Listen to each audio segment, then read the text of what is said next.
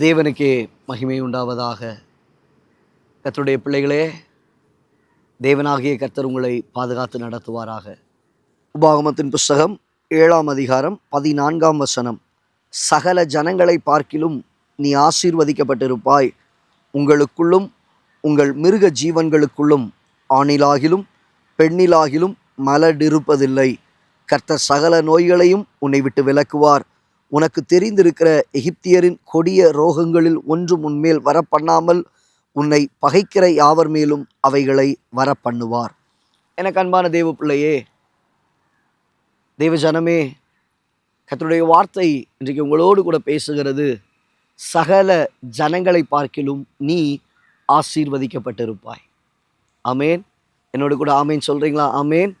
சகல ஜனங்களை பார்க்கிலும், சகல ஜனங்கள் என்று சொல்லும் பொழுது கிர்காசியர், மோவாபியர், எபூசியர், கிர்காசியர், இப்படி உங்களை சுற்றி இருக்கிறதான எத்தனை விரோதமான ஜாதிகளாய் இருந்தாலும் சரி, இஸ்ரவேல் ஜனங்களுக்கு விரோதமாய் காணப்பட்ட 7 விதமான ஜாதிகள், 7 விதமான கோத்திரங்கள். அப்போது உங்கள் வாழ்க்கையில் எதிரிட்டு இருக்கிறதான எல்லா ஜனங்களை பார்க்கிலும், உங்கள் குடும்பத்தாரை பார்க்கிலும், உங்கள் நண்பர்களை பார்க்கிலும், உங்களை சுற்றி இருக்கிறவர்களை பார்க்கிலும் ஆண்டவர் சொல்லுகிறார், சகல ஜனங்களை பார்க்கிலும் நீ ஆசீர்வதிக்கப்பட்டிருப்பாய். ஆமேன். ஆண்டவர் உங்களை ஆசீர்வாதமாய் நடத்துவார். உங்கள் வாழ்க்கை ஆசீர்வாதமாய் இருக்கும். உங்கள் குடும்பம் ஆசீர்வாதமாய் இருக்கும். நீங்கள் ஆசீர்வதிக்கப்பட்டவர்கள். உங்கள் குடும்பம் ஆசீர்வதிக்கப்பட்டது. கர்த்தர் உங்களுக்கு கொடுத்த பிள்ளைகள் ஆசீர்வதிக்கப்பட்டிருப்பார்கள். அவர்கள் ஆசீர்வதிக்கப்பட்டவர்கள். அப்போது சகல ஜனங்களை பார்க்கலாம் கர்த்தர் ஆசீர்வாதமாய் இருப்பாய் என்று சொன்னார். அந்த ஆசீர்வாதம் என்ன? வசனம் சொல்லுகிறது, உங்களுக்குள்ளும் உங்கள் மிருக ஜீவன்களுக்குள்ளும் ஆணிலாகிலும் பெண்ணிலாகிலும் மலடிருப்பதில்லை. ஆமேன். உங்கள் வாழ்க்கையில் காணப்படுகிறதான சகல மலட்டு தன்மையும் ஆண்டவர் இன்றைக்கு இந்த வார்த்தையை கேட்கும் போதே உடைத்தெறிவாராக. அந்த மலட்டுக்குரிய என்னென்ன காரியங்கள் உங்கள் வாழ்க்கையில் இருக்கிறதோ அந்த மலட்டு தன்மையை ஆண்டவர் இந்த வார்த்தையை கொடுக்கும் போதே குணமாக்குவாராக, விடுதலையை தருவாராக. வார்த்தை புறப்பட்டு குணத்தை கொடுப்பதாக, வார்த்தை புறப்பட்டு சுகத்தை தருவதாக, வார்த்தை புறப்பட்டு உங்களுக்குள்ளே காணப்படுகிறதான எல்லா மலட்டு தன்மையின் ஆவிகளையும் ஆண்டவர் சுட்டரித்து போடுவாராக. நீ சகல ஜனங்களை பார்க்கிலும் ஆசீர்வாதிக்கப்பட்டிருப்பாய், ஆசீர்வாதமாய் இருப்பாய். ஆம் தேவ பிள்ளையே, ஆம் தேவ ஜனமே, உனக்குள்ளும் உன் மிருக ஜீவன்களுக்குள்ளும்.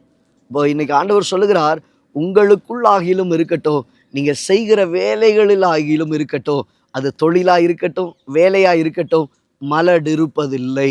உங்கள் தொழிலில் கர்த்தர் ஒரு உயர்வை தர விரும்புகிறார், ஒரு உயர்வை தர ஆரம்பிக்கிறார். உங்கள் வேலையின் காரியங்களில் ஆண்டவர் காணப்படுகிறதான எல்லா மலட்டுத்தன்மையான காரியங்கள், சில காரியங்கள் உங்களுக்கு ஸ்டாப்பாக இருக்குது. உங்கள் ப்ரொமோஷன் ஸ்டாப்பாக இருக்குது.